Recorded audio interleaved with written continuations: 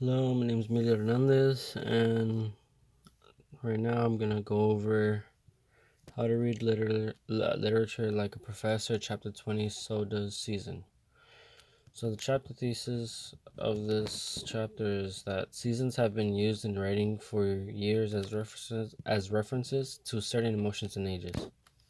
Seasons are deeply ingrained in our culture, which is why we tend to understand a story when writers use seasonal references. So, the main points to take from the chapter is that seasons represent their own age and their own emotion. First, spring is classified with youth, freshness, childhood, being open, and being naive. Summer is usually classified with glorious, passion, love, romance, adulthood, happy, fulfillment.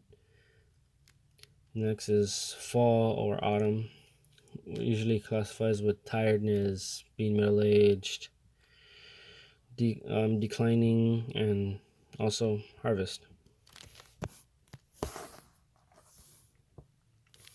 And then winter. Winter usually classifies with death, resentment, old age, discontent, furiousness, rage, anger, hatred, dissatisfaction, and unhappiness. And then now,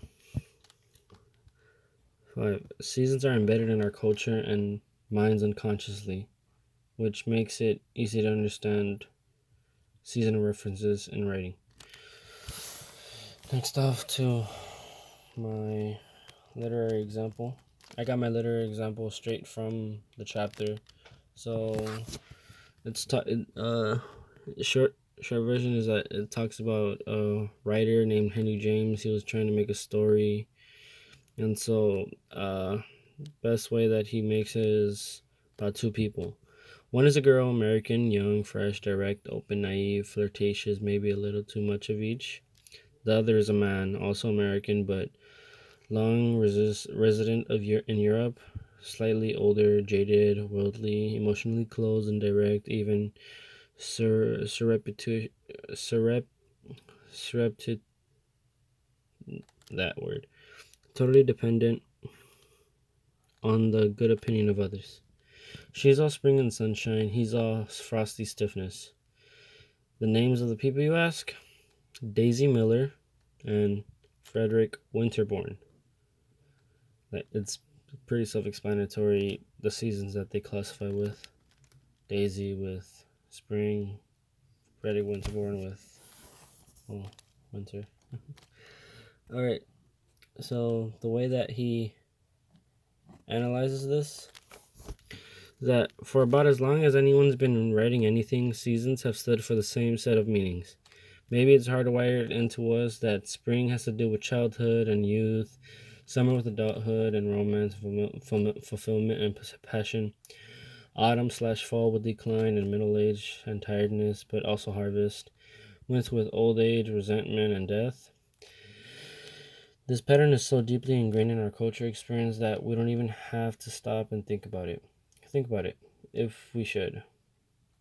Though, since once we know the pattern is in play, we can start looking at variations and nuance. So, the main vocabulary in this chapter is ingrained, which is of a habit, belief, or attitude, firmly fixed or established, or difficult to change, aged or abstain, deeply embedded, and thus difficult to remove. And in the way that it's used in the chapter is that seasons are ingrained in our way of thinking unconsciously. Next is the quiz.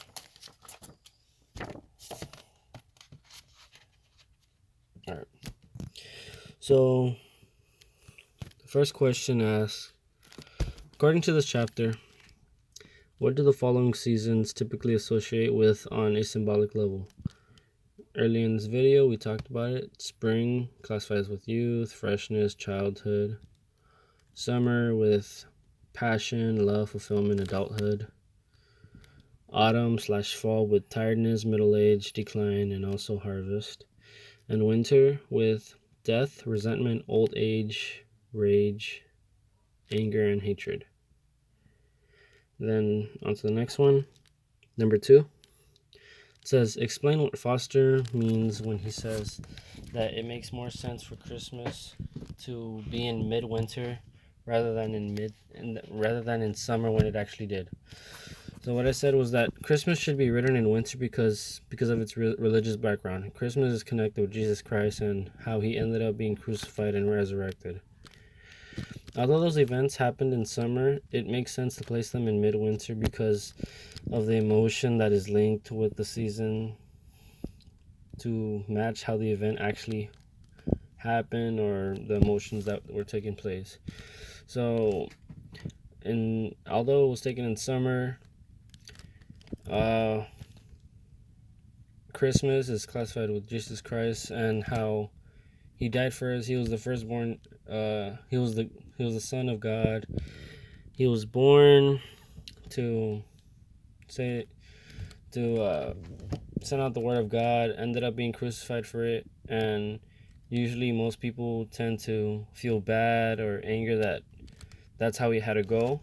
So it makes sense that it would go into, or that event would be rather placed in winter rather than in summer, because summer tends to be all love, all passion. So yeah, Christmas should strongly be put into winter rather than summer because of the differences that were connected with the emotion of the seasons with the emotion of the actual event of Christmas. Thank you for your time. This was chapter 8, chapter 20, Soda Season. Thank you for your time.